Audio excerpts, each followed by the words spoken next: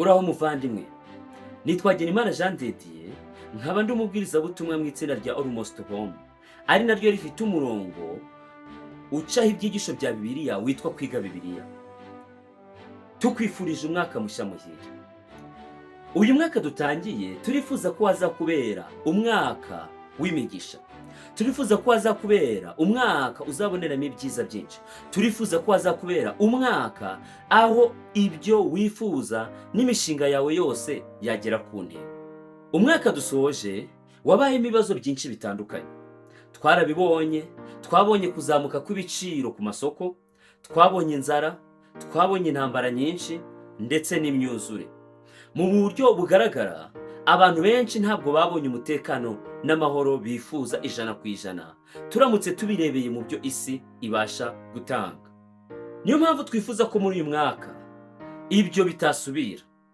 Nubwo dukurikije ibyanditswe muri Bibiliya, tubona yuko uko tuzagenda turushaho kwegera kugaruka kwa Yesu, ariko ibintu bibi ndetse bitera ubwoba bizagenda birushaho kuba ku isi.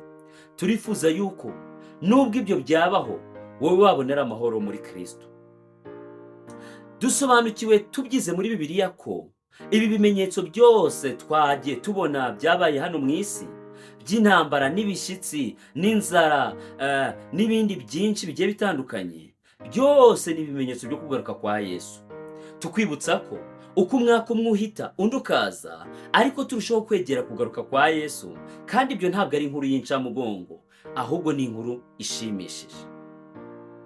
Uyu mwaka rero nawo urarushaho kutwegereza kugaruka kwa Yesu. Nubwo tutazi umunsi n'igihe, ariko tubasha kureba ku bimenyetso bitibesha Yesu Kristo yadutangarije, tukabona ko icyo gihe kiri hafi ndetse kiri bugufi. Wibuke ko Yesu yavuze yuko ibyo byose nitubibona tuzararama tukareba mu ijuru. Ari niyo mpamvu abantu biringira Imana ntabwo bagira ubwoba, nta nubwo bakuka umutima iyo babonye ibintu bitari byiza bidashimishije bibaye mu isi.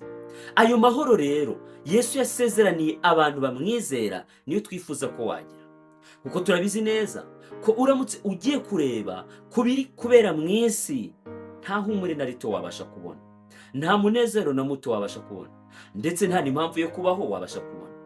Ibyo dukomeza gusoma mu binyamakuru bitugaragariza ko abantu benshi bari kugenda barushaho kwiheba, abantu benshi bari kugenda barushaho kurwara mu mutwe. Indwara zo mu mutwe ziriyongera cyane kubera yuko abantu bagerageza gushakisha bakibaza ibintu byinshi ku bigendanye n'ubuzima bwa hano ku isi, bakabura igisubizo. Za leta, za guverinoma ndetse n'abantu bashyiraho amategeko, bakashyiraho n'imigambi na policies z'uburyo twabaho hano ku isi, bahangayikishijwe n'ihindagurika ry'ikirere rirushaho kwiyongera, maze ibyaremwe n'ibiriho hano ku isi bikarushaho kuba bibi, bikarushaho kugwa umuntu nabi, ari nako nabyo birushaho kwangirika cyane. Ibyo byose rero bigatera ihungabana no guhangayika mu bitekerezo by'inyokomuntu, kubwo kwibaza ngo ejo hazaza hazaba hameze gute. Nyamara wowe turakwifuriza yuko wabonera amahoro muri Kristo. Yesu ubwo yaragiye kuva hano mu isi yaravuze ngo mbasigiye amahoro, ngo ariko ntabwo mbaha nk'uko ab'isi batanga. Ayo mahoro niyo tukwifuriza. Muri Bibiliya mu gitabo cya Yeremiya igice cya 29 umurongo wa 11, hari iri sezerano rikomeye nifuza yuko wabikamo umutima wawe muri uyu mwaka.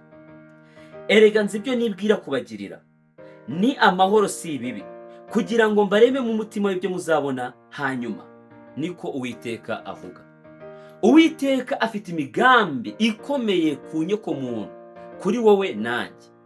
Turamutse tumwemereye yabasha kutugeza ku iherezo ryiza. Nibyo avuga hano, nzi ibyo nibwira kubagirira, ni ibyiza ntabwo ari ibibi, ni ibintu by'amahoro. Dushobora kwiringira Imana nta bwoba na buke dufite. Mu gitabo cy'Imigani igice cya 3 umurongo wa 5 kugeza ku murongo wa 8, tuhabona andi magambo akomeye kandi ashaka kugira ngo yumve ube wabasha kuyishingikiriza muri uyu mwaka dutangiye. Aravuga ngo wiringire Uwiteka n'umutima wawe wose, we kwishingikiriza ku buhanga bwawe, uhora umwemera mu migendere yawe yose, nawe azajya kuyobora inzira unyuramo. Ntiwishime ubwenge bwawe, ujye wubaha Uwiteka kandi uve mu byaha, bizatera umubiri wawe kuba mutaraga, ukagira imisokoro mu magufa yawe. Muvandimwe dukunda, turakurarikira yuko waba umwe n'Imana.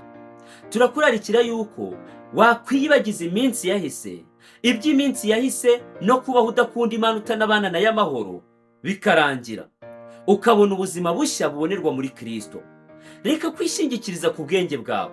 N'ubundi warabigerageje mu myaka myinshi yahise, ariko wabonye ko nta kintu gikomeye yagufashije. Niyo mpamvu uyu munsi wo tukurarika rero ngo ibyo byo kwirwanaho no gukora uko wumva, uko ushaka n'uko wibwira, ahari birangirane n'umwaka uhise. Noneho uyu mwaka uba umwaka wo guhuza n'Imana no gukundana nayo no gukorana nayo no kwiyegurira umutima wawe, nayo igusezeranira ko izakubabarira ibyaha byawe, ikaguha imigisha y'iburyo n'ibumoso, kandi ikakurindira muri iyi si ifite ibibazo, ikazakugeza mu bwami bwayo bw'iteka ryose. Nibyo tugusabira kandi tubigusabiye twizeye mu izina rya Yesu. Amen.